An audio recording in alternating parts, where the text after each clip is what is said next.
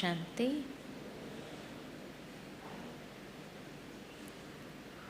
बहुत सुंदर अभी ये गीत हम सभी ने सुना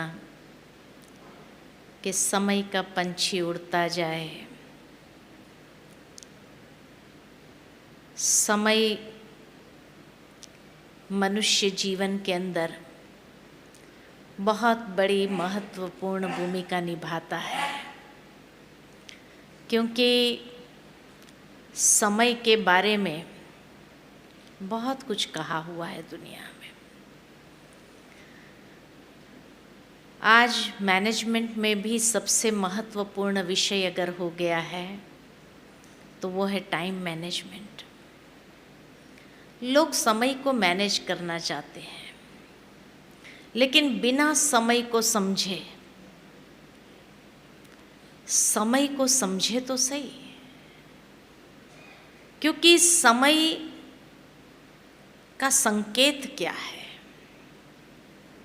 समय हमेशा कोई ना कोई संकेत देता है, और जो उस संकेत को समझ पाता है और उसके हिसाब से चलना आरंभ करता है तो समय उसको जीवन में आगे बढ़ा देता है।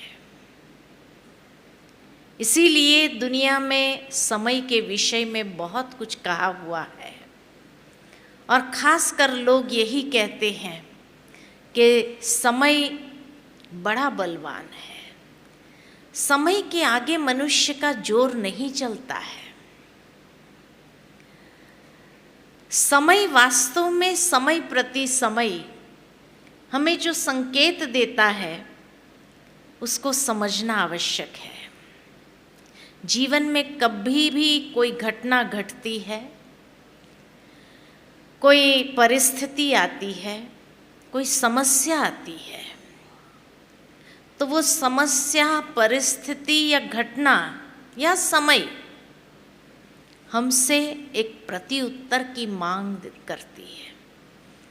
Time demands a response from the individuals, और समय के डिमांड के हिसाब से अगर हमने प्रति उत्तर दिया तो समय हमें सहजता से आगे बढ़ा देता है। परंतु अगर समय की मांग को समझ नहीं पाए और उसके विपरीत दिशा में चलते रहे तो समय बड़ा कठोर भी हो जाता है। इसीलिए बड़े बुजुर्ग जब किसी को सुधारने के लिए कुछ सलाह देते हैं या उपदेश देते हैं और वो बच्चे नहीं समझते हैं तो लोग क्या कहते हैं? छोड़ दो, समय पर, समय की पछाड़े खाएगा तो अक्ल ठिकाने आ जाएगी। लेकिन समय हमारा शिक्षक क्यों बने? क्यों नहीं हम समय को समझते हुए उसी अनुसार प्रति उत्तर दे? तो समय की डिमांड क्या है? समय की डिमांड है परिवर्तन। इसीलिए कहा जाता है change is a continuous process. हर घड़ी परिवर्तन होता आया है, होता रहेगा, और समय किस प्रकार का परिवर्तन चाहता है उसका संकेत देता है। इसीलिए कहावत है, if you can not change according to time, time will force you to change and that will be a painful process. समय की मांग है परिवर्तन, और अगर समय के हिसाब से हमने परिवर्तन को नहीं अपनाया तो समय बड़ा कठोर हो जाता है, अच्छे अच्छे को पछाड़ना आरंभ करता है। लेकिन समय बीत जाने के बाद अगर होश भी आया तो क्या काम का? समय तो निकल गया ना हाथ से। और समय बीत जाने के बाद परिवर्तन को अगर अपनाया तो भी कोई फायदा नहीं है, या उसका इफेक्ट बहुत कम हो जाएगा। समय की मजबूरी से अगर परिवर्तन करना पड़े तो वो समय बड़ा दर्दनाक होता है, क्योंकि भीतर से इच्छा है नहीं परिवर्तन करने की, समय की मजबूरी है, करना पड़ रहा है, तो वो समय बड़ा दर्दनाक होता है। इसलिए समय परिवर्तन की मांग करता है। कौन सा परिवर्तन, कैसा परिवर्तन, उस संकेत को समझने की आवश्यकता है कि वर्तमान समय हमसे क्या कह रहा है। और उसी का आज का सत्र जो है, अंडरस्टैंडिंग टाइम साइकिल, समय के चक्र को, काल चक्र को समझना जरूरी है। समय का चक्र, चक्र क्यों कहा? क्योंकि चक्र माना जो नित्य परिवर्तन हो रहा है, इसीलिए कहा जाता परिवर्तन कुदरत का नियम है। परिवर्तन होता आया है, होता रहेगा। ये समय हमसे क्या परिवर्तन की मांग करता है। समय का चक्र जिस तरह से चलता जाता है, और इस समय के चक्र के अंदर जितने भी चक्र बने हुए हैं वो भी नित्य चलते जा रहे हैं। दिन और रात का चक्र है, नित्य चल रहा है। ऋतुओं का चक्र है, नित्य चल रहा है। मनुष्य जन्म पुनर्जन्म का चक्र है, नित्य चल रहा है। कुदरत की साइकिल को अगर देखा जाए, पानी इवेपोरेट होता है, बादल बनते हैं, वो बादल बरसते हैं, फिर वो पानी नदियों के द्वारा समुद्र में आके मिल जाता है। ये साइकिल भी चलती रहती है। कुदरत के जितने भी बने हुए चक्र है, चक्र माना जिसकी आदि और अंत नहीं है, जो नित्य चलता है। दिन और रात का चक्र कब शुरू हुआ था? रात को 12 बजे, सुबह 4 बजे, 6 बजे, 10 बजे, कब शुरू हुआ पता ही नहीं। ऋतुओं का चक्र कब शुरू हुआ? 1 जनवरी, मार्च में, कब शुरू हुआ पता ही नहीं है। हाँ, मनुष्य ने अपनी व्यवस्था को बनाने के लिए रात को 12 बजे के बाद दूसरा दिन कह दिया, लेकिन जरूरी थोड़ी है कि ये चक्र रात को 12 बजे ही शुरू हुआ था। नहीं, तो जिसकी आदि और अंत नहीं है। लेकिन हाँ, हर चक्र को 4 अवस्था से जरूर गुजरना पड़ता है। जैसे दिन और रात के चक्र की 4 अवस्था है, सुबह, दोपहर, शाम, रात्रि। रात्रि के बाद पुनः सुबह हो जाती है। ऋतुओं के चक्र में भी 4 अवस्था है, ग्रीष्म, बरसात, शीतकाल, बसंत, फिर ग्रीष्म आ जाता है। मनुष्य जन्म पुनर्जन्म के चक्र में भी 4 अवस्था है, बचपन, युवा, गृहस्थ, वृद्ध। इसी तरह ये काल चक्र में भी 4 अवस्था है, जिसको कहा जाता सतयुग, त्रेता युग, द्वापर युग, कलयुग। कलयुग के बाद क्या होगा? पुनः सतयुग आएगा, क्योंकि ये चक्र है। कई लोग सोचते हैं इतना घोर पापाचार का युग कलयुग, सतयुग में कैसे बदल जाएगा? कोई मनुष्य का काम नहीं है उसको बदलना। जिस तरह घोर अंधेरी अमावस्या की रात सुनहरी सुबह में अपने आप बदलती है, कोई चाहे या न चाहे, परिवर्तन नित्य प्रक्रिया है। कुदरत की रचना में ऐसी सेटिंग्स है कि घोर अंधेरी अमावस्या की रात धीरे धीरे धीरे धीरे सुबह में बदल जाती है। कोई सारी रात भी बैठ जाए देखने के लिए कि भोर कैसे निकलती है, भोर कब निकल आती है पता भी नहीं चलता है। तो हर चक्र के 4 अवस्था जरूर है, जिसमें से उस चक्र को गुजरना पड़ता है।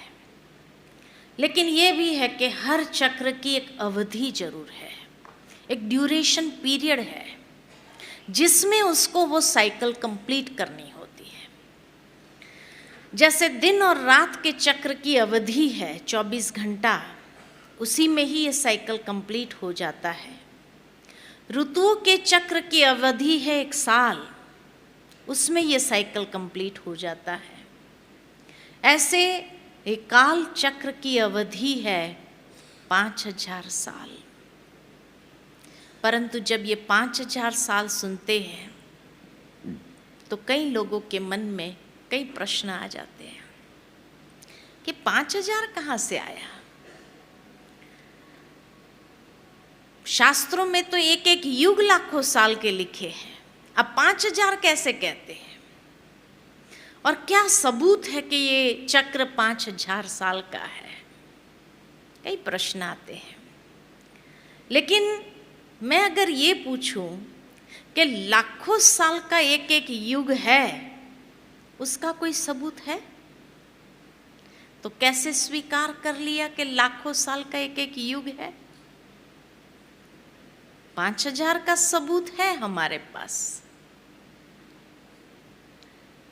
और वैसे देखा जाए तो कोई भी चक्र का सबूत मनुष्य के पास नहीं है।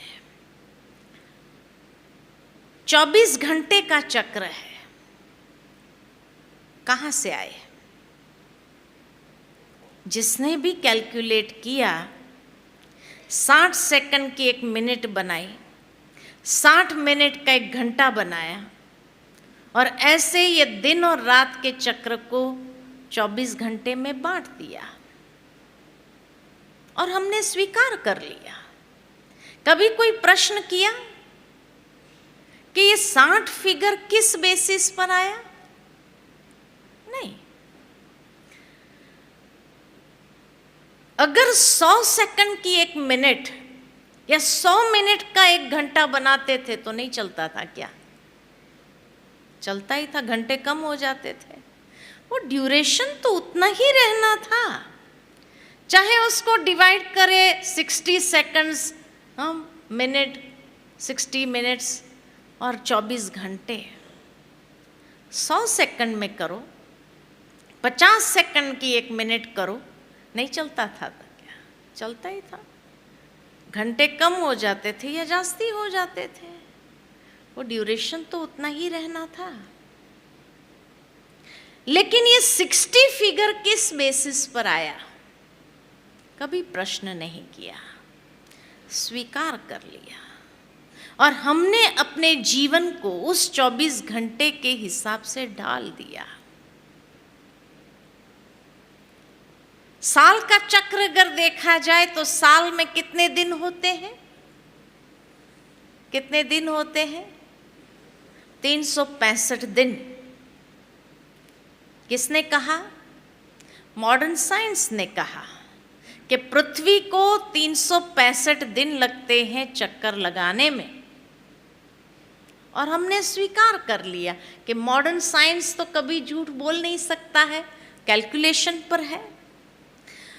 और इस तरह से 12 मास का एक कैलेंडर बना दिया और सारी दुनिया ने स्वीकार कर लिया। लेकिन अगर हिंदू कैलेंडर को देखा जाए तो वो भी एक साइंस पर बना है। और हिंदू कैलेंडर में साल में कितने दिन होते हैं? हिंदू कैलेंडर के हिसाब से साल में कितने दिन होते हैं? 3 साल के बाद अगर अधिक मास आता है तो साल में कितने दिन होते हैं? 354, 354 दिन। अब 354 सही है, 365 सही है? क्योंकि हिंदू कैलेंडर भी एक साइंस पर बना है। और उस जमाने का साइंस, जब भारत ने विश्व को 0 दिया था कैलकुलेट करने के लिए, तब मॉडर्न साइंस भी विकसित हुआ। लेकिन फिर भी दुनिया ने मान्यता किसको दी? इंग्लिश कैलेंडर को। जबकि हिंदू कैलेंडर के हिसाब से अगर देखा जाए तो इतना एक्यूरेट बनाया है कि अमावस्या या पूर्णमासी जब आती है तो पूरा समुद्र का पानी उछलता है ज्वार भाटा के रूप में।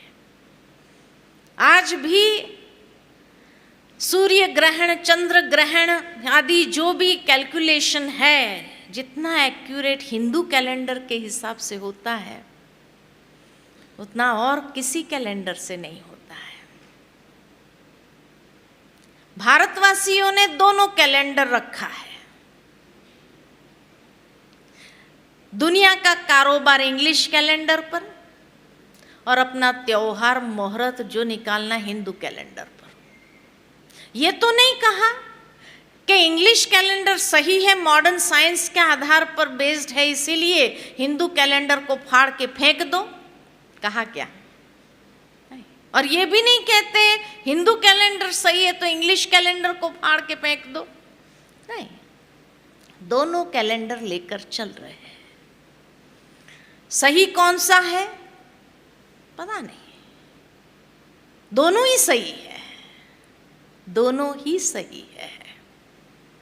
लेकिन फिर भी दुनिया ने मान्यता किसको दी? इंग्लिश कैलेंडर को। न 24 घंटे कहाँ से आए उसका कोई सबूत है, न 365 या 354 सही है उसका कोई सबूत है। 5000 का सबूत चाहिए। अगर इसको स्वीकार कर सकते तो 5000 को क्यों नहीं कर सकते? करके देखिए। सपोज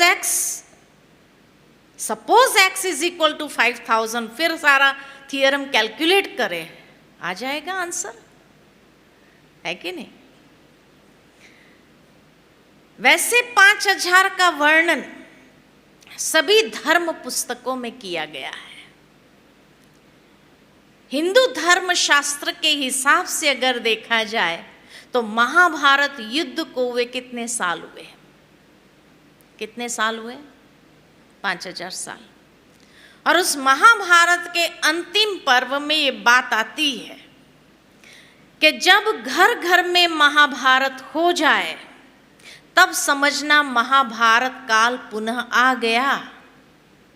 तो आज घर घर में क्या चलता है? चलता है महाभारत? चलता है? नहीं चलता है। तो महाभारत काल पुनः आ गया ना, हो गया ना 5000 साल। महाभारत में जो कैरेक्टर्स को डिस्क्राइब किया गया है, शकुनी जैसे कैरेक्टर आज के समाज में देखने को मिलते हैं कि नहीं मिलते हैं? है शकुनी? क्या कहेंगे? है शकुनी? महाभारत में तो एक ही शकुनी दिखाया। आज हर मोड़ पर एक शकुनी बैठा होगा जो घर घर में आग लगा रहा है। दुर्योधन जैसा कैरेक्टर्स, दुर्योधन माना जिसने धन का दुरुपयोग किया, ऐसे पात्र भी आज के समाज में है या नहीं है? बहुत है। दुशासन जैसे पात्र भी है या नहीं है? और मात पिता पुत्र मोह में अंधे, ऐसे मात पिता भी है या नहीं है? तो महाभारत में वर्णित पात्र सभी इस वक्त समाज के अंदर प्रैक्टिकल दिखाई देता है। तो हो गया 5000 साल। इस्लाम धर्म शास्त्र के हिसाब से अगर देखा जाए तो उनके पवित्र धर्म पुस्तक में भी ये बात आती है कि कयामत का समय 5000 साल में एक बार आता है। और उनके पवित्र धर्म पुस्तक के हिसाब से कयामत का समय आ रहा है। हो गया 5000 साल। क्रिश्चियन धर्म शास्त्र के हिसाब से भी ये बात आती है कि क्राइस्ट से 3000 साल पूर्व there was heaven on earth. 3000 साल पूर्व और 2000 साल बाद नॉस्ट्राडेमस की भविष्यवाणियों के हिसाब से the golden era is to come. तो हो गया 5000 साल। तो हर धर्म शास्त्र के हिसाब से 5000 का वर्णन जरूर है।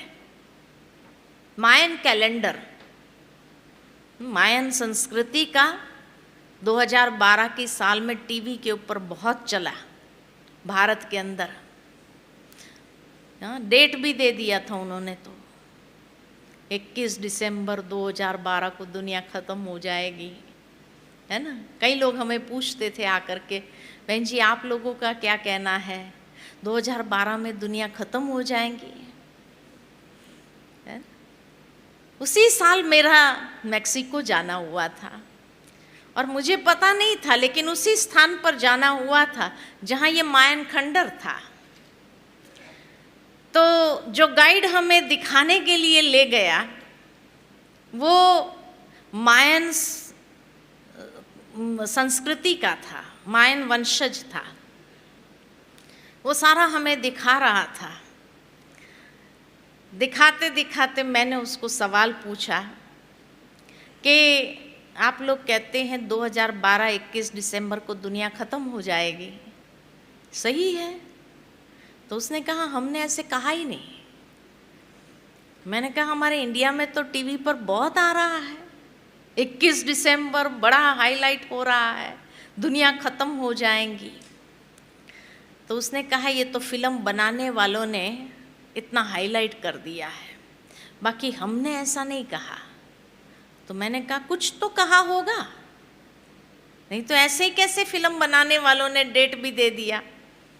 तो कहा हमने ये कहा है, हमारे स्क्रिप्चर्स में, शास्त्रों में ये बात लिखी है कि 21 दिसंबर 2012 को 5000 साल का चक्र पूरा हो रहा है, हमारा कैलेंडर, मायन कैलेंडर पूरा होता है और 22 दिसंबर से नया कैलेंडर आरंभ होता है। लेकिन उसके पहले परिवर्तन निश्चित है कि संसार में कुछ परिवर्तन जरूर होगा। उसी बात को इन्होंने बहुत हाईलाइट कर दिया। कहने का भावार्थ कि उनके शास्त्र में भी फिर उसने सारा बताया कैलकुलेशन के 5000 साल का चक्र कैसे है। उसके पास मैंने मांगा लिटरेचर आदि, भाई ये बात हम इंडिया में भी जाकर बताएंगे लोगों को। तो उसने कहा हमारी वेबसाइट पर सब कुछ मिल जाएगा, सारे चित्र भी मिलेंगे, सारा एक्सप्लेनेशन भी मिलेगा, सब कुछ मिलेगा। मैंने कहा अच्छी बात है। तो हर धर्म के अंदर 5000 साल की बात का वर्णन जरूर है, लाखों साल का एक एक युग है, इसका वर्णन कहीं भी नहीं है।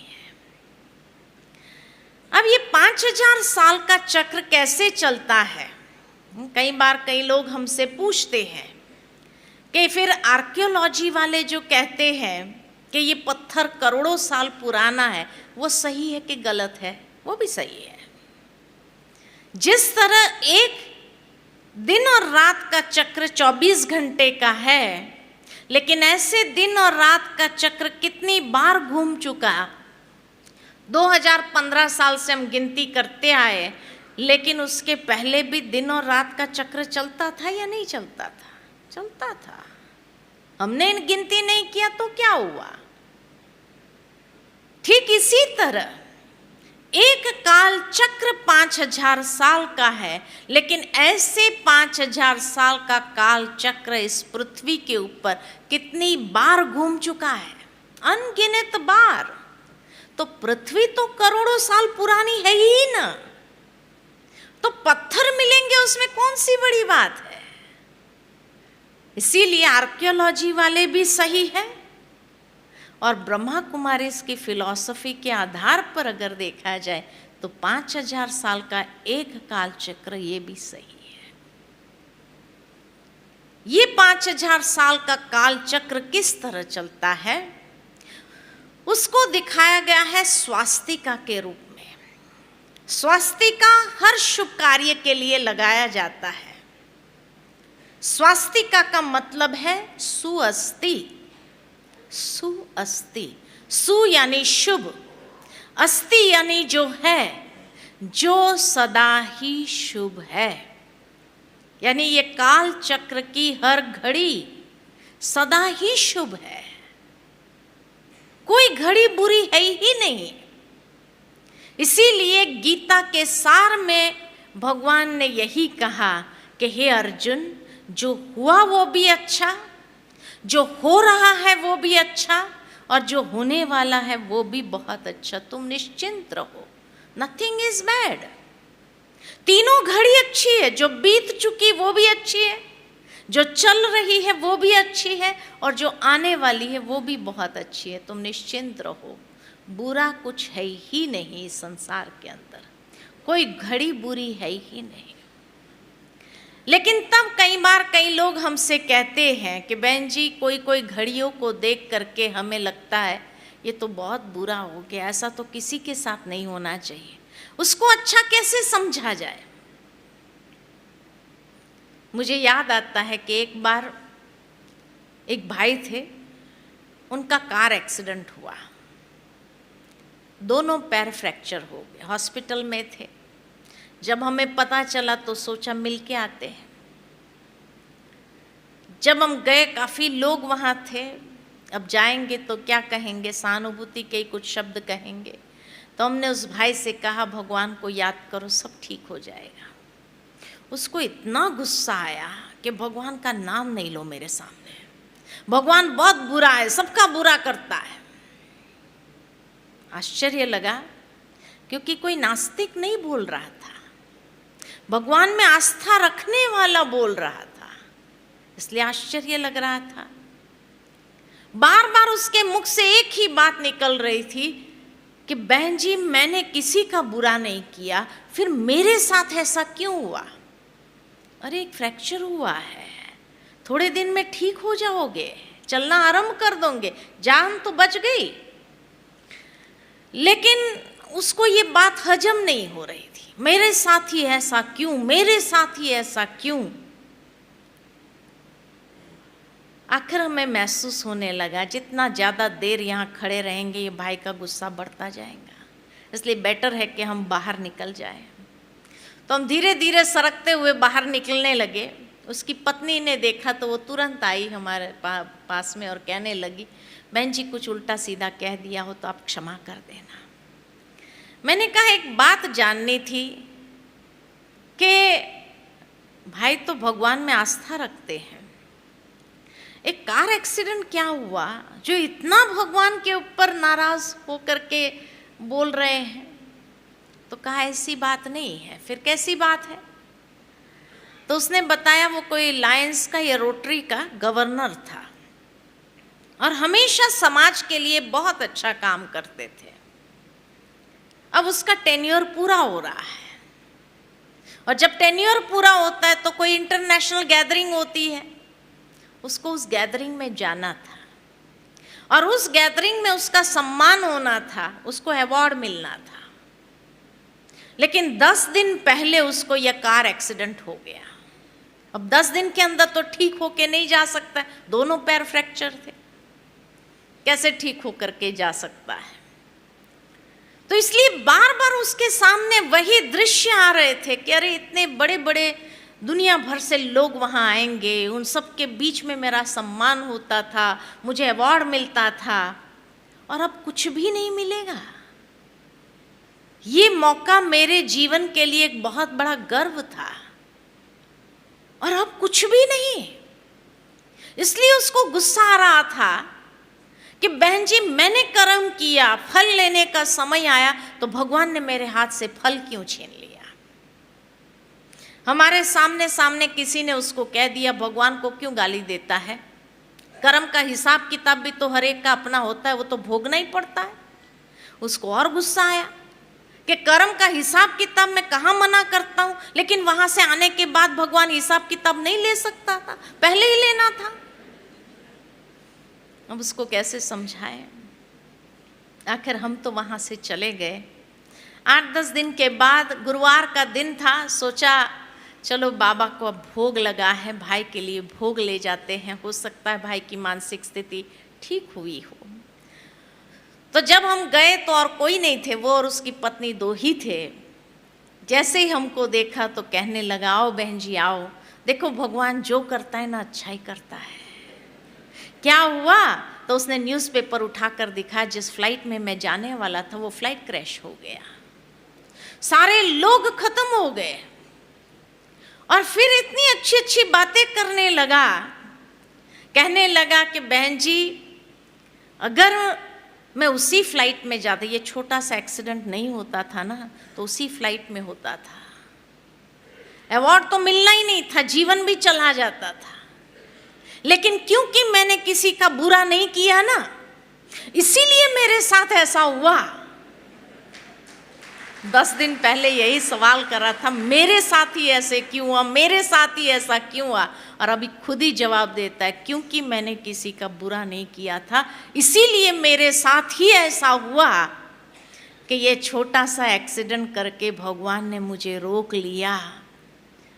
आज मुझे महसूस होता है कि भगवान ने मुझे सबसे बड़ा अवार्ड जीवन में दिया, एक नया जीवन दान दिया। इससे बड़ा अवार्ड और क्या हो सकता है। जब ऐसी अच्छी अच्छी बातें कर रहा था तो उसकी पत्नी ने मुझे कहा, बहन जी यही ज्ञान अगर 10 दिन पहले आ जाता तो कितना अच्छा होता है। मेरे जीवन के सबसे बुरे दिन गए ना, ये 10 दिन गए।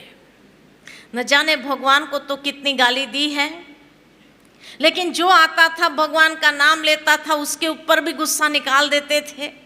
हर एक की सहन शक्ति एक जैसी तो नहीं होती है।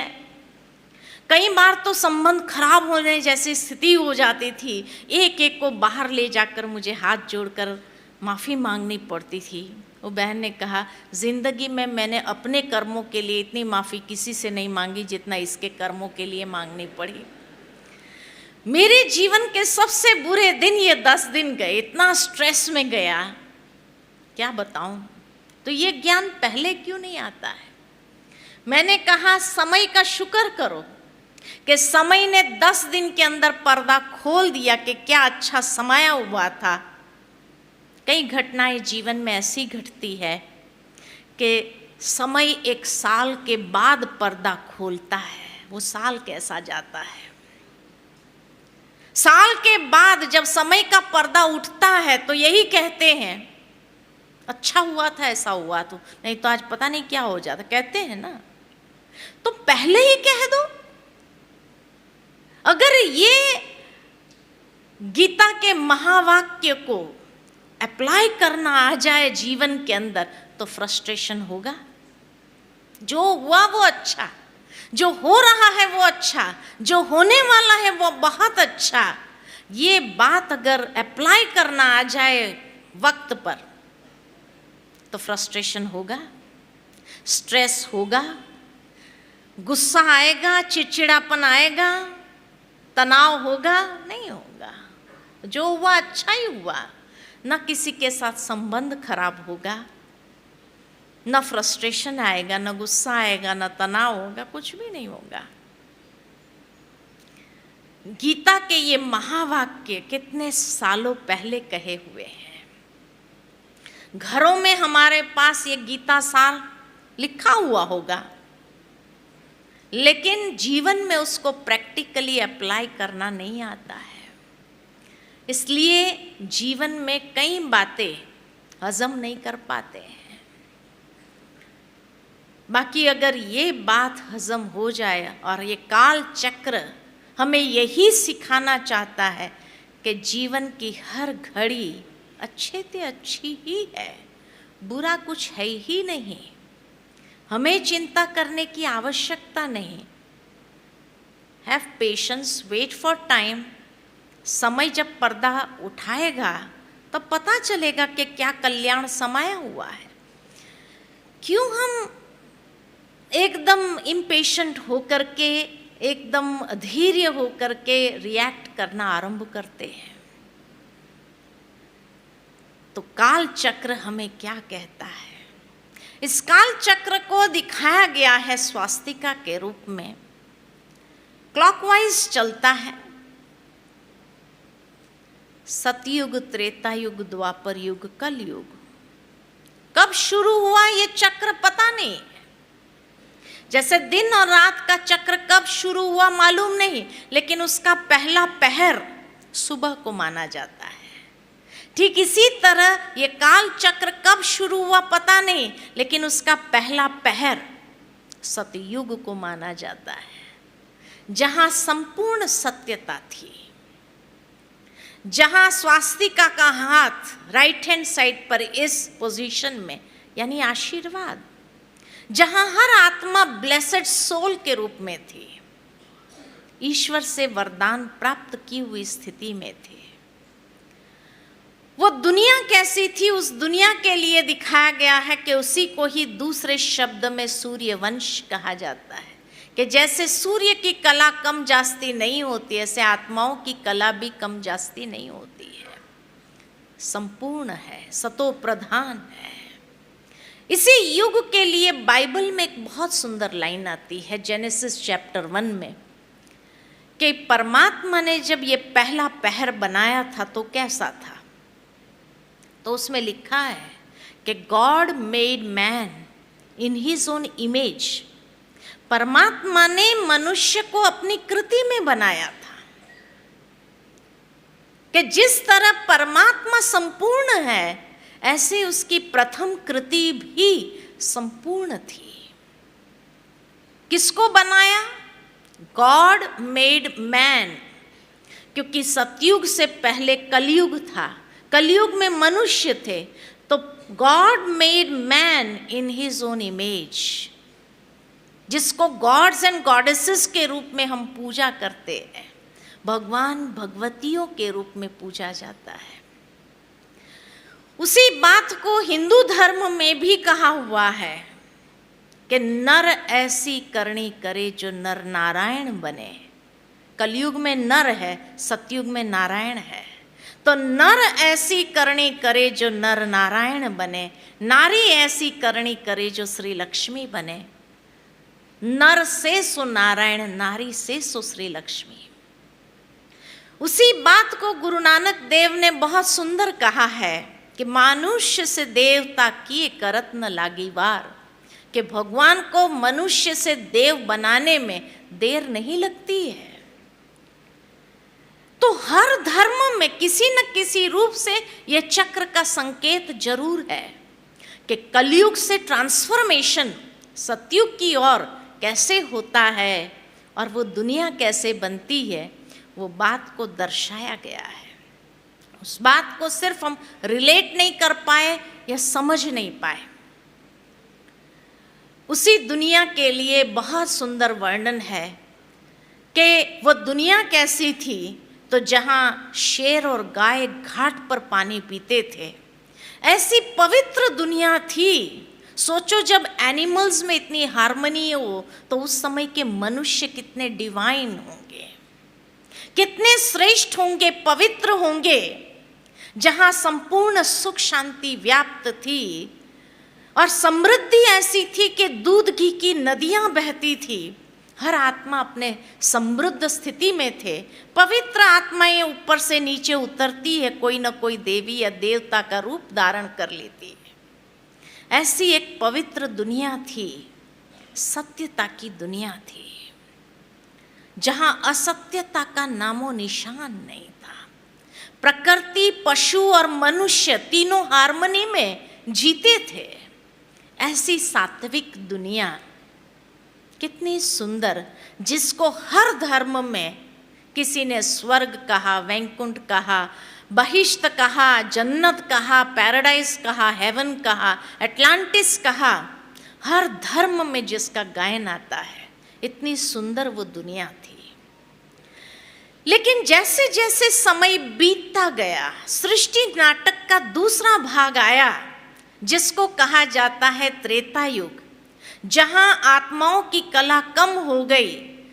त्रेता युग माना चंद्र वंश जहां आए, और सतयुग के अंदर श्री लक्ष्मी और श्री नारायण का राज्य था। कैसे पता चला श्री लक्ष्मी और श्री नारायण का राज्य था? तो नारायण के साथ हमेशा एक प्रीफिक्स लगता है, सत्य नारायण या सूर्य नारायण। सत्य नारायण, सूर्य नारायण इसीलिए कहा जाता है कि जो सतयुग के राज्य करता है, सूर्यवंशी है, इसीलिए उसको सत्य नारायण, सूर्य नारायण कहा जाता है। लेकिन जैसे जैसे समय बीता, सृष्टि नाटक का दूसरा भाग आया, जिसको कहा त्रेता युग, चंद्रवंश जिसको कहते, जैसे चंद्रमा की कला कम हुई, आत्माओं की कला भी कम हुई, 16 कला से 14 कलाधारी बने। पवित्रता, सुख, शांति, समृद्धि इस दुनिया में भी है, लेकिन सतयुग जितनी परफेक्शन नहीं है। इसलिए त्रेता माना थोड़ी त्रुटि आ गई आत्माओं में। 16 फिगर परफेक्शन का है, 16 कला से 14 कलाधारी बने। और इस दुनिया में राज्य करने वाले कौन थे? तो श्री राम और श्री सीता का राज्य था। कैसे पता चला श्री राम और श्री सीता का राज्य था? तो श्री राम के साथ शब्द जुड़ता है, श्री रामचंद्र। इसीलिए दिखाते श्री राम के पूर्वज सूर्यवंशी थे, सूर्य का तिलक लगाते थे। परंतु जहां से श्री राम आए, दूसरा युग आरंभ हो गया, त्रेता युग, जिसको आज भी लोगों ने याद किया राम राज्य के रूप में।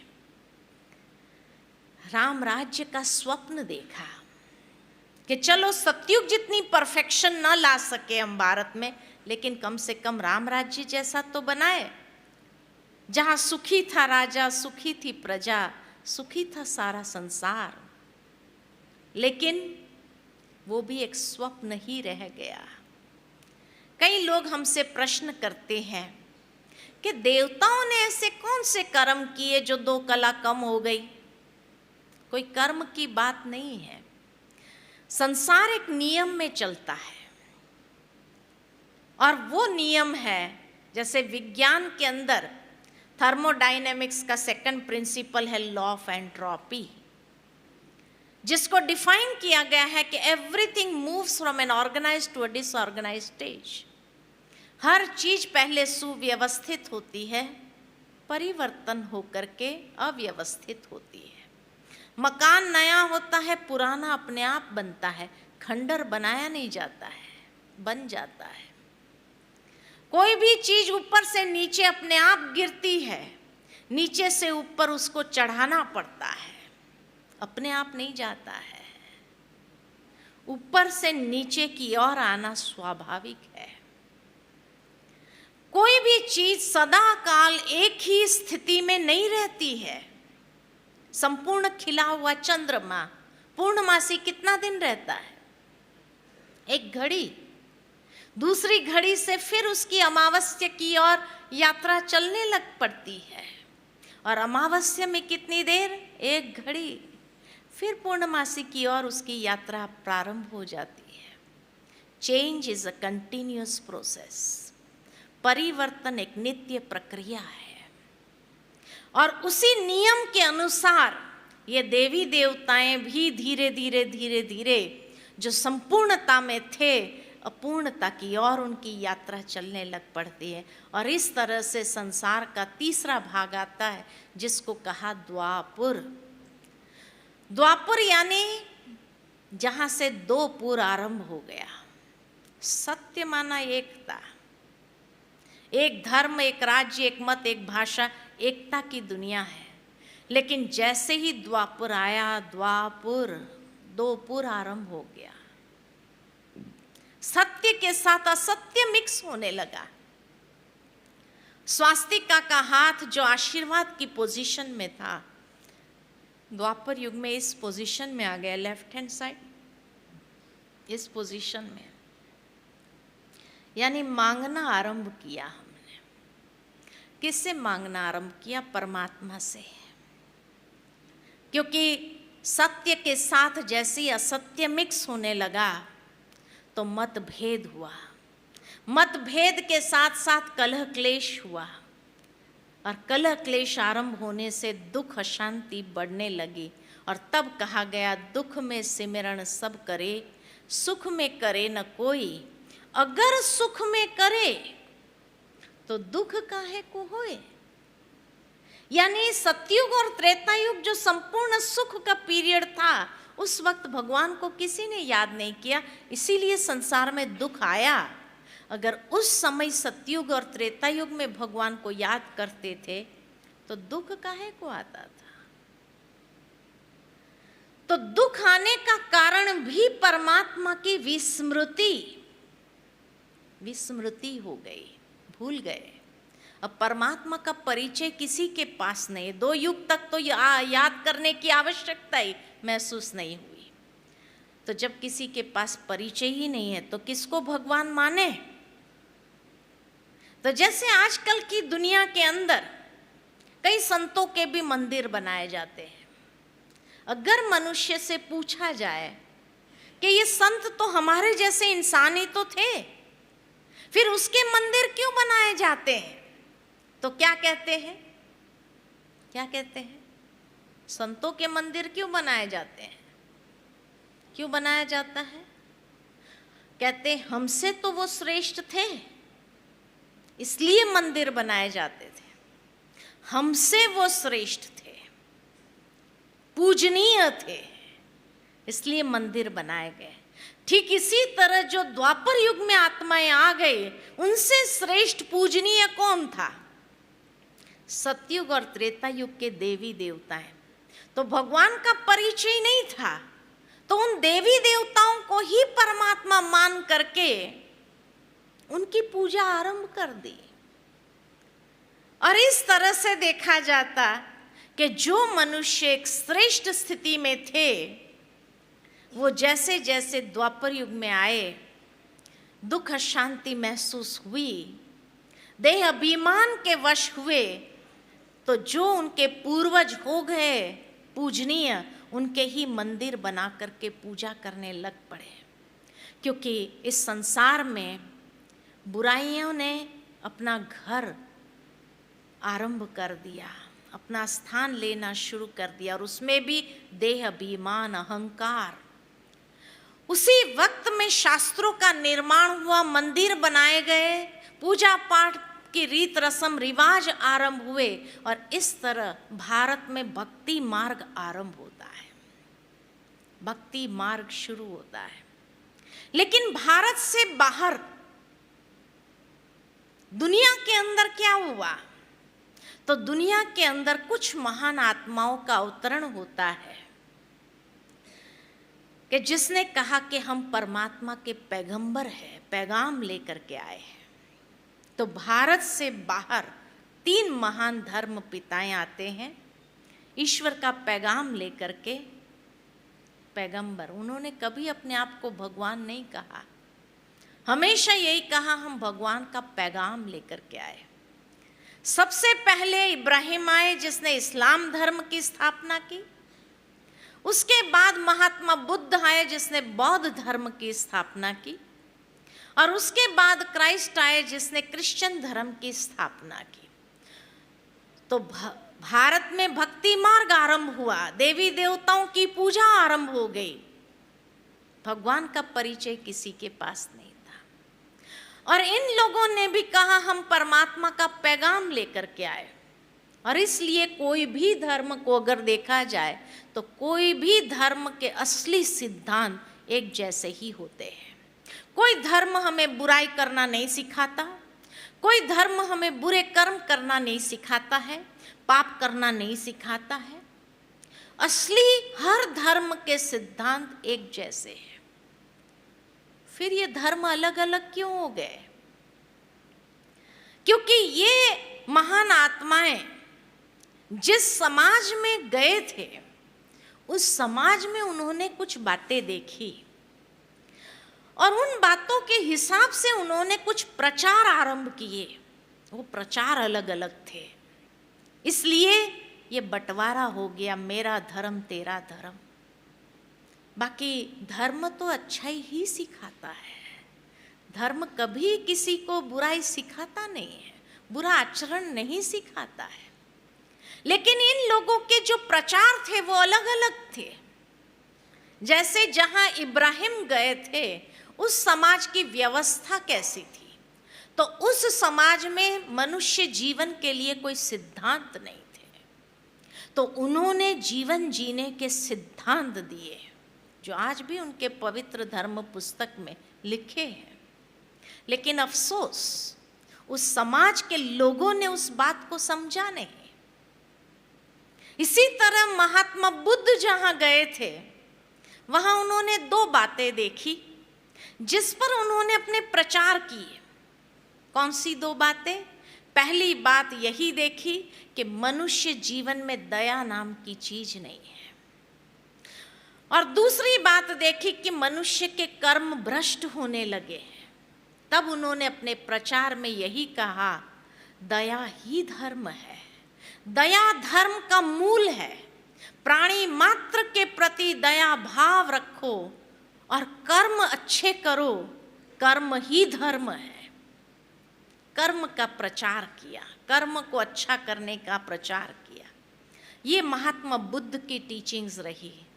लेकिन अफसोस, फार ईस्टर्न दुनिया के अंदर देखा जाए, महात्मा बुद्ध को बहुत मानते हैं लेकिन महात्मा बुद्ध की नहीं मानते हैं, है ना? जैसे भारतवासी गीता को मानते हैं, गीता की नहीं मानते हैं।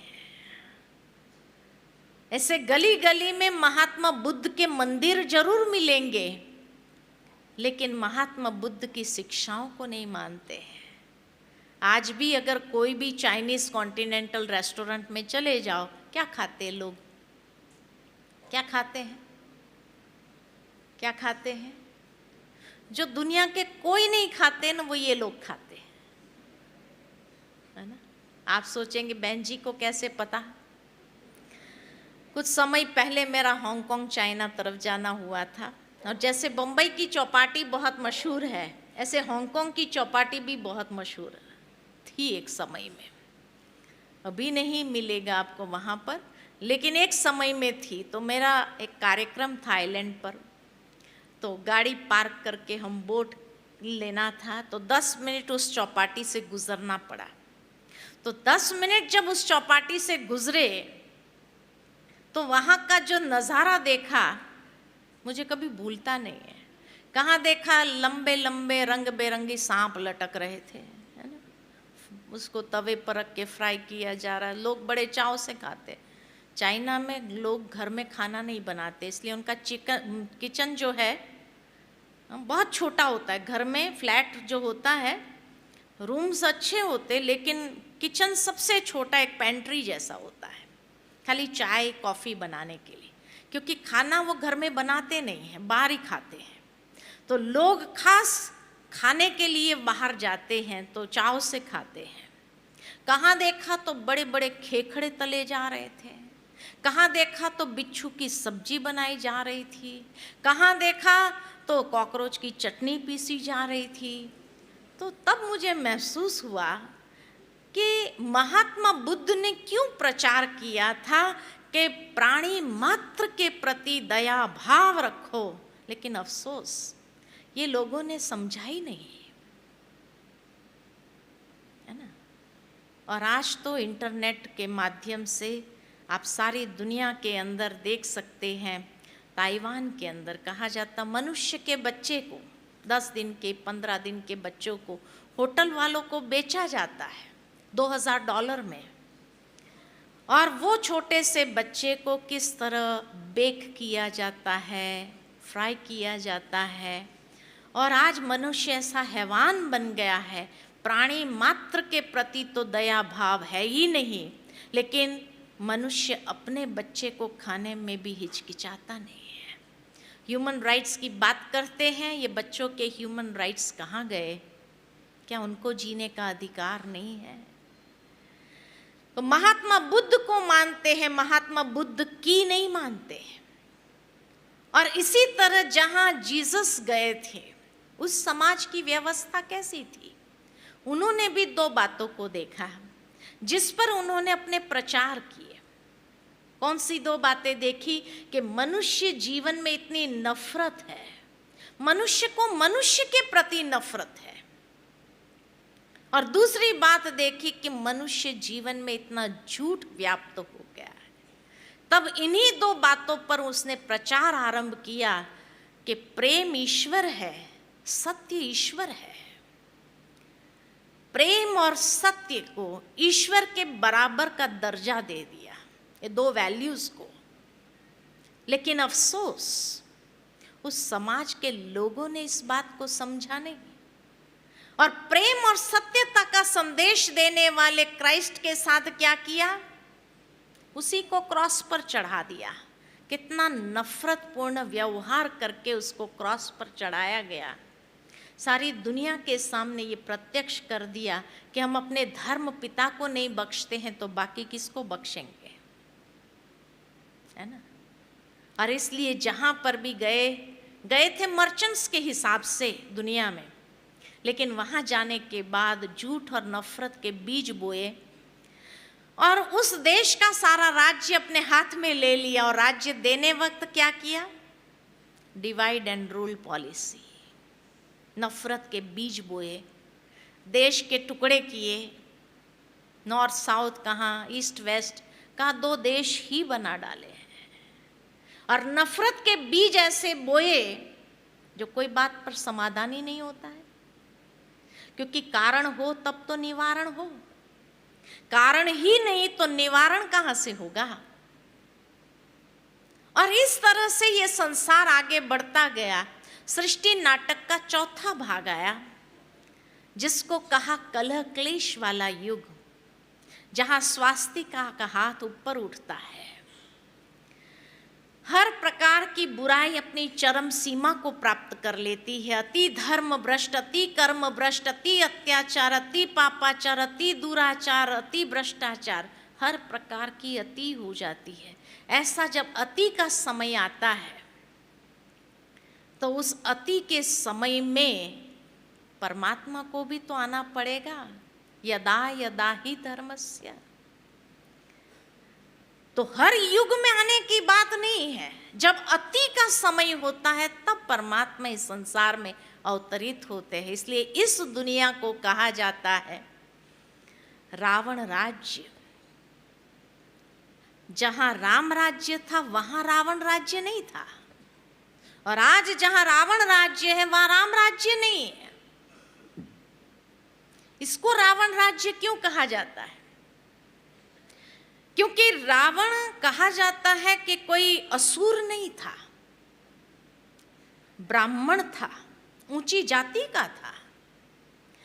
रावण जैसा विद्वान कोई नहीं, 10 इंसानों जितनी बुद्धि थी उसके पास, शास्त्रों का ज्ञाता था, बहुत विद्वान था। रावण जैसा शक्तिशाली कोई नहीं। ब्रह्मास्त्र, अग्नि अस्त्र, वायु अस्त्र, ये विभिन्न अस्त्र उसको प्राप्त हुए थे तपस्या की शक्ति के माध्यम से। रावण जैसा भक्त भी कोई नहीं मिलेगा। खूब भक्ति करता था, शिव भक्त था। और रावण जैसा धनवान भी कोई नहीं, पूरी सोने की लंका थी। जीवन की जो 4 आवश्यकता मानी जाती है, चारों ही रावण के पास थी, अर्थ, बल, बुद्धि और भक्ति। लेकिन फिर भी उसका सर्वनाश हुआ। क्यों? क्योंकि 2 बातों की कमजोरी थी उसकी। कौन सी? अहंकार चरम सीमा पर था और चरित्र भ्रष्टता उसके अंदर आ गई, अनैतिकता। और ये 2 बातों के कारण उसका सर्वनाश हुआ। आज की दुनिया भी रावण राज्य है। क्यों? क्योंकि सभी प्राणियों में उत्तम प्राणी कौन है? मनुष्य उत्तम प्राणी है। मनुष्य जैसा विद्वान कोई नहीं है। बहुत इंटेलिजेंट है। आज बच्चों का आईक्यू निकालो, लोगों का आईक्यू निकालो, कितना आईक्यू है उनका, इतना हाई आईक्यू लेवल है ना। मनुष्य हवा में उड़ने लगा है, आकाश मार्ग से जाने लगा, समुद्री मार्ग से जाने लगा है रावण की तरह, है ना। इतनी बुद्धि है, ऐसा विकास किया है उसने।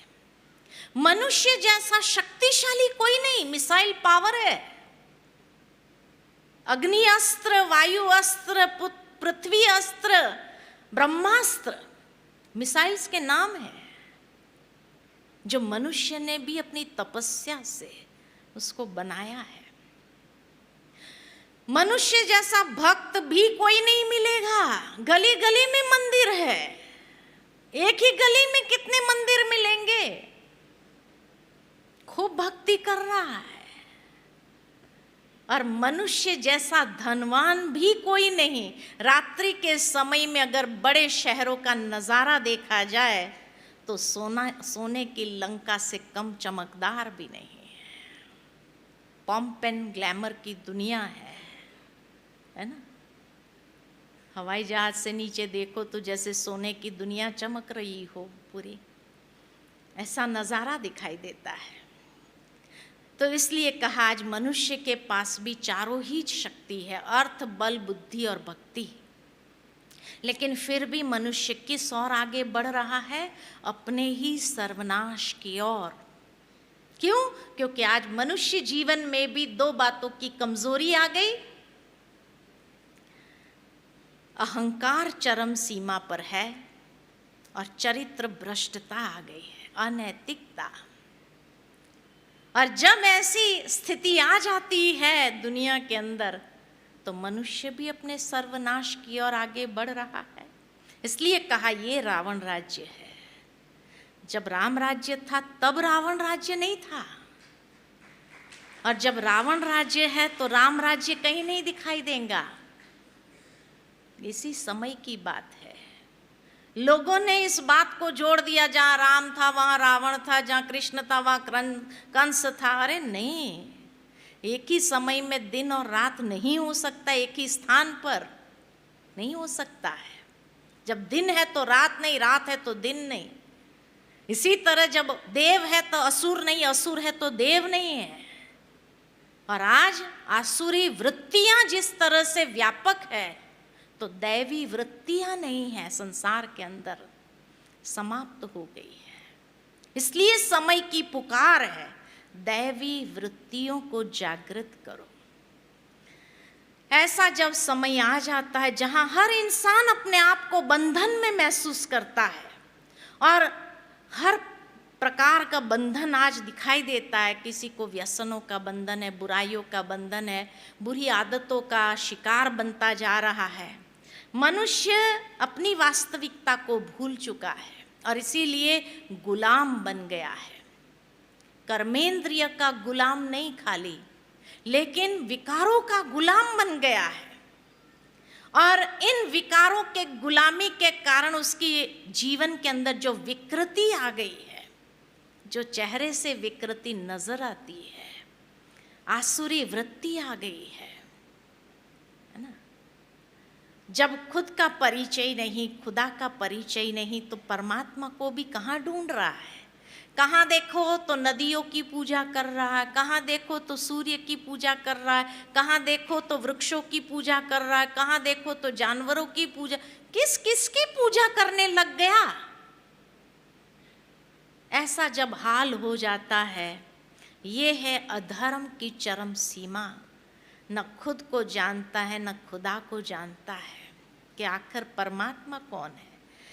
ऐसी जब दुनिया की हालत हो जाती है तो अब बहुत गई, थोड़ी रही, थोड़ी की भी थोड़ी बची है।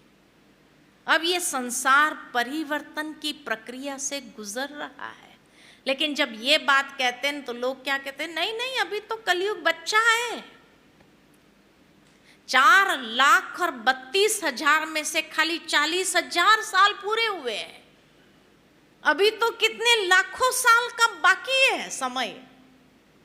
अब सोचने की बात तो ये है कि अगर लाखों साल बाकी हो और अभी ही ऐसी स्थिति हो तो बुढ़ापे में क्या होगा?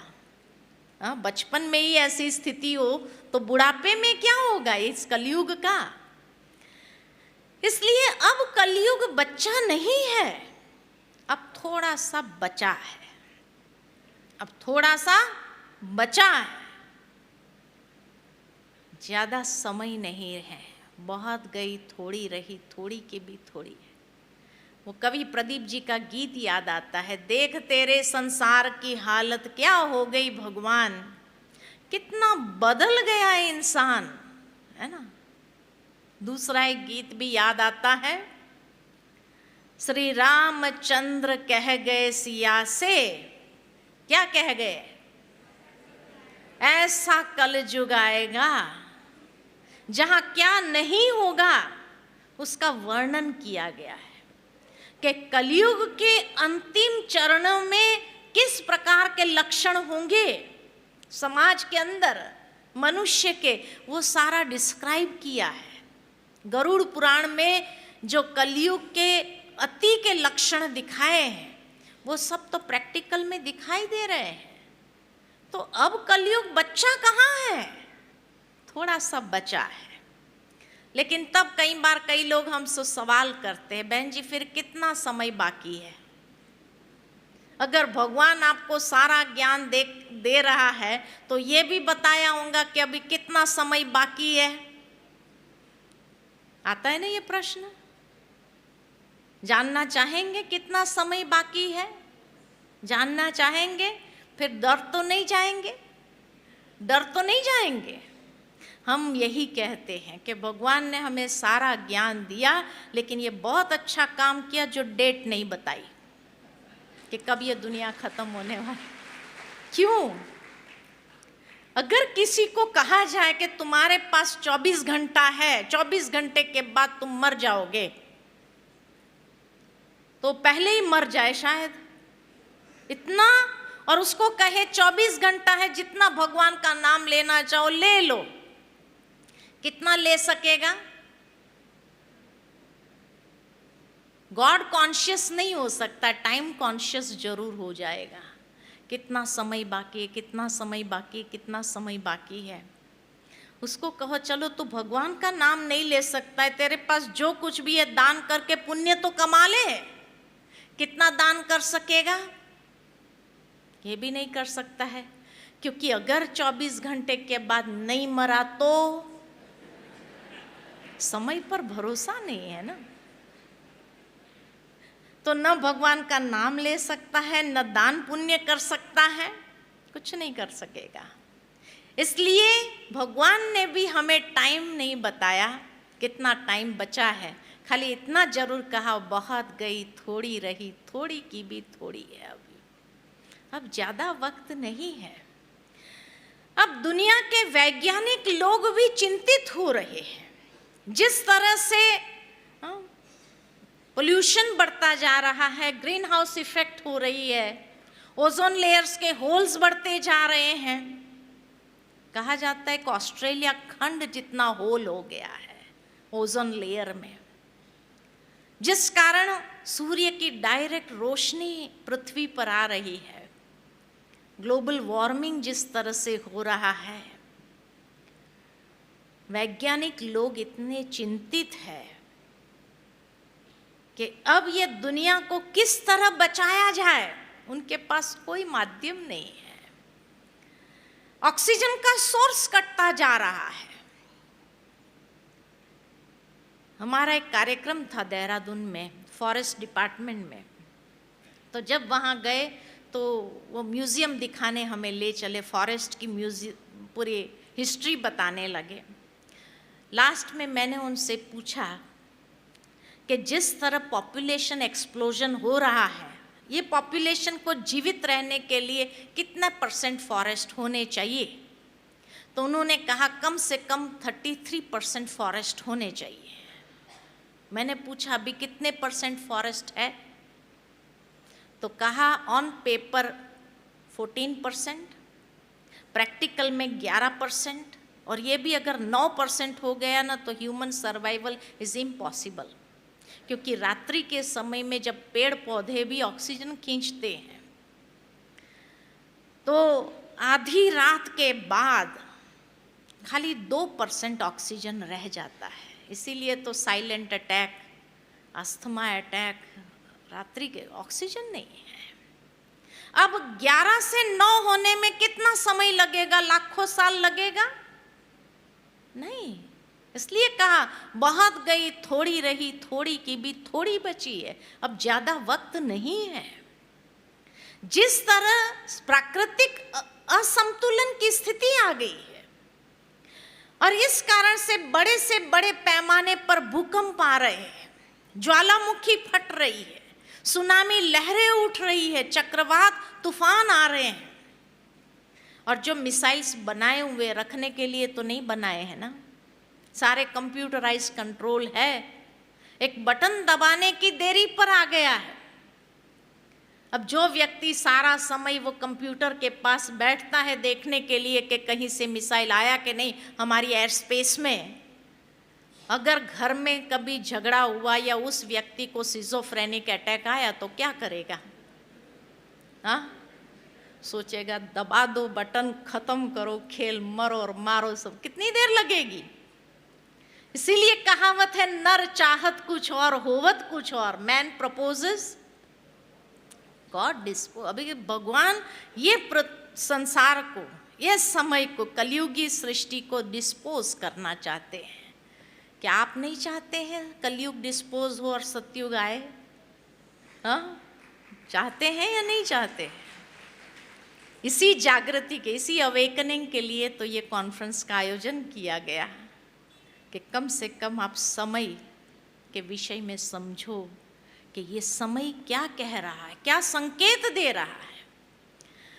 और ऐसा जब समय आ जाता है तो जो भगवान ने गीता में वायदा किया है कि यदा यदा ही धर्मस्य, मैं भी ऐसे समय पर इस संसार में अवतरित होता हूँ। संसार में तो क्या, भारत में, और भारत में भी एक साधारण मनुष्य तन में, और आकर के ज्ञान और योग की शिक्षा दे करके यही कहते हैं, अब चलो बच्चे घर जाने का समय आ गया है। We are on a return journey now. अभी होलसेल में मौत का प्रोग्राम देखेंगे, अभी छोटे मोटे नहीं होंगे। एक भूकंप होगा, काफी लोग, लाखों लोग खत्म हो जाएंगे, एक सुनामी आएगी, लाख। अब होलसेल में मौत का प्रोग्राम है ना? अब छोटे मोटे नहीं है। भगवान को अब ये संसार को कहा, चलो बच्चे अब घर, बहुत समय खेल लिया इस दुनिया के अंदर, 5000 साल खेल लिया, अब तो घर चलो, थोड़ा रेस्ट करो, फ्रेश हो जाओ और नए साइकिल में पुनः क्या एंजल बन करके वापस आना है नीचे इस संसार में। और इसलिए भगवान जब इस संसार में आते हैं तो भगवान भी सिर्फ 2 बातें कहते हैं। लेकिन अफसोस कि आज के समाज के लोग भी सिर्फ वो 2 बातें नहीं समझ पाते। क्या कहते हैं भगवान? भगवान यही कहते हैं, आत्मशुद्धिकरण करो, योगी बनो, पवित्र बनो। लेकिन जब ये बात कहते तो लोग क्या कहते हैं, अरे बहन जी सारे लोग पवित्र हो गए तो दुनिया कैसे चलेगी? अरे दुनिया को चलाने का ठेका हमने थोड़ी लिया है, वो तो ऊपर वाले का है ना, उसको पता है ये दुनिया कैसे चलानी है, हम क्यों चिंता करें। एक बार मेरा एक कार्यक्रम था एक शहर में, 7 दिन की प्रवचन माला थी, बहुत सुंदर कार्यक्रम चला। अंतिम दिन एक बुजुर्ग भाई ने कहा मैं कुछ सुनाना चाहता हूँ। हमने कहा आइए। स्टेज पर आए, वो सुनाने लगे कि पहली बार मैंने ब्रह्मा कुमारीज का कोई प्रोग्राम अटेंड किया और पूरा 7 दिन मैंने सिंसियरली अटेंड किया, ये जानने के लिए कि आखिर भी ये कहना क्या चाहती है। और इनकी एक एक बात में इतनी सच्चाई महसूस हो रही थी, लेकिन आज दिन तक उनके द्वार से हम गुजरते नहीं थे। मैंने कहा ऐसी क्या बात आ गई जो आप द्वार से गुजरते नहीं थे, ब्रह्मा कुमारी के आश्रम से गुजरते नहीं थे, क्या बात है? तो उसने कहा इनके बारे में समाज में एक गलत फहमी फैली हुई है, उस कारण से हम नहीं गुजरते थे। क्या गलत फहमी है? तो बताया कि हमें ये बताया जाता था बचपन से कि ये लोग भाई बहन बना देते हैं। हमने कहा ब्रह्मा कुमारियों को क्या पड़ी है किसको भाई बहन बनाने की, हम किसी को भाई बहन नहीं बनाते हैं। फिर मैंने उनको प्रश्न पूछा कि आप मंदिर तो रोज गए होंगे, तो कहाँ गए? मैंने कहा एक प्रार्थना तो रोज गाई होंगी। बोले कौन सी? मैंने कहा तुम माता पिता हम बालक तेरे, रोज ही गाया कि कुछ और गाया? रोज ही गाया। मैंने कहा आपके परिवार वालों ने? बोले उन्होंने भी यही गाया कि तुम माता पिता हम बालक तेरे। मैंने कहा उस समय कौन बन गए थे? कि आपकी पत्नी ने कुछ और गाया? कि मेरे पति के माता पिता तो मेरे सास ससुर, कभी ये संबंध जोड़ा क्या भगवान के साथ? और ये प्रार्थना ब्रह्मा कुमारियों ने सिखाई थी क्या? तो क्यों ब्रह्मा कुमारियों को बदनाम करे? ब्रह्मा कुमारियों ने तो ऐसी कोई प्रार्थना आपको 3 दिन में कुछ सुनाया ऐसा कि भाई बहन बन जाओ? हम क्यों ऐसे कहेंगे?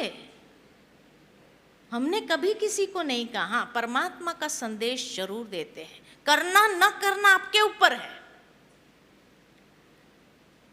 आज आप सभी तो डॉक्टर्स हैं, आपको क्या मैं बताऊं?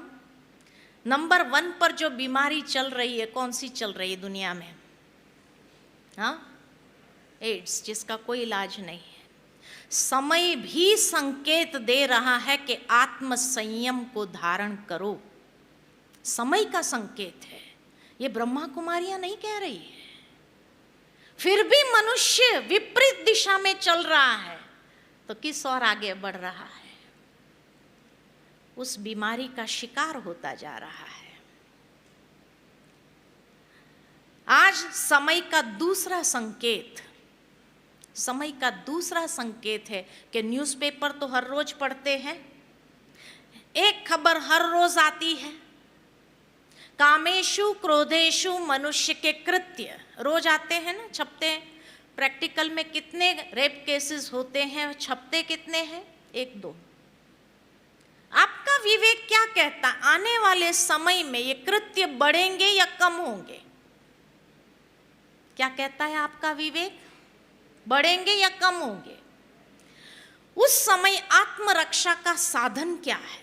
कोई मनुष्य किसी की रक्षा नहीं कर सकता है। शास्त्रों में ये बात आई कि रावण जैसा रावण, जो इतना शक्तिशाली था, श्री राम के साथ युद्ध करने के लिए तैयार हो गया, परंतु सीता जी को जब सम्मोहित करके ले आया तो अपने घर में नहीं रख, अपने महल में नहीं रख सका, बगीचे में रखना पड़ा। और उसके बाद सीता जी को स्पर्श तक नहीं कर सका। कौन से शस्त्र थे सीता जी के पास अपने आत्मरक्षा के लिए? एक घास का तिनका, जो उठा करके सीता जी ने रावण को चैलेंज कर दिया कि हे रावण, इस घास के तिनके से आगे तूने एक कदम भी बढ़ाया तो जल जाएगा। कौन सी शक्ति थी? 14 साल के ब्रह्मचर्य व्रत की शक्ति थी, जिस कारण रावण जैसा रावण भी हिम्मत नहीं कर सका उसको स्पर्श करने का। सर्वनाश हो जाएगा, वो समझता था इस बात को। भगवान को कहा जाता है जानी जाननहार है, सब कुछ जानता है। क्या जानता है भगवान? क्या जानता है? भगवान समय को बहुत अच्छे से जानता है, और इसीलिए आने वाला समय कौन सा है उसके लिए सावधान करते हैं कि समय का शिकार नहीं बनना है तो आत्मरक्षा का ये कवच अपना लो। कई लोग हमसे पूछते हैं भगवान ऐसे समय में मदद क्यों नहीं करता है? भगवान मदद करना चाहता है, इसीलिए कहता है क्योंकि आज भगवान तो जानता है ना, भगवान परम पवित्र आत्मा है, और उस परम पवित्र की मदद को स्वीकार करने की अगर पात्रता नहीं है तो नष्ट हो जाओगे। जैसे दुनिया में कहावत है, शेरनी का दूध सोने के बर्तन में ही रहता है। ऑर्डिनरी बर्तन होता है तो दूध इतना पावरफुल बर्तन को फाड़ देता है। ऐसे परम पवित्र परमात्मा की मदद को स्वीकार करने के लिए अगर पात्रता नहीं है तो कैसे स्वीकार कर पाएंगे? इसलिए भगवान मदद करना चाहता है, इसीलिए कहते हैं पात्रता को विकसित करो।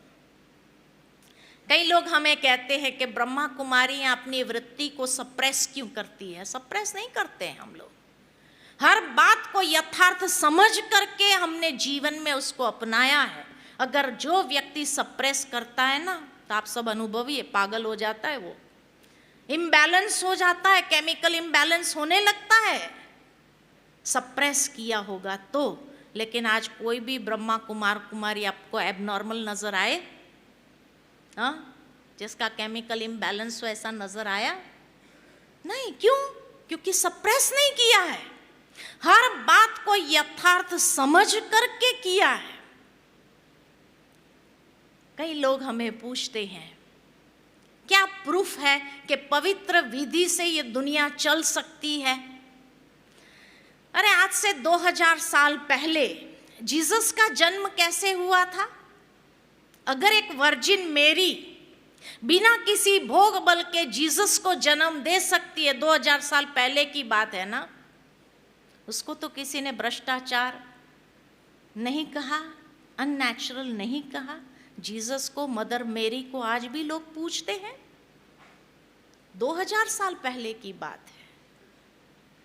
भारत के अंदर शास्त्रों में यह बात है कि पांडव और कौरव की उत्पत्ति कैसे हुई थी? मंत्रों के बल से उत्पत्ति हुई थी। यानी संसार में एक समय ऐसा भी था जब मंत्रों के बल से उत्पत्ति होती थी। पांडु, धृतराष्ट्र, विदुर की उत्पत्ति कैसे हुई थी? दृष्टि के बल से उत्पत्ति हुई थी।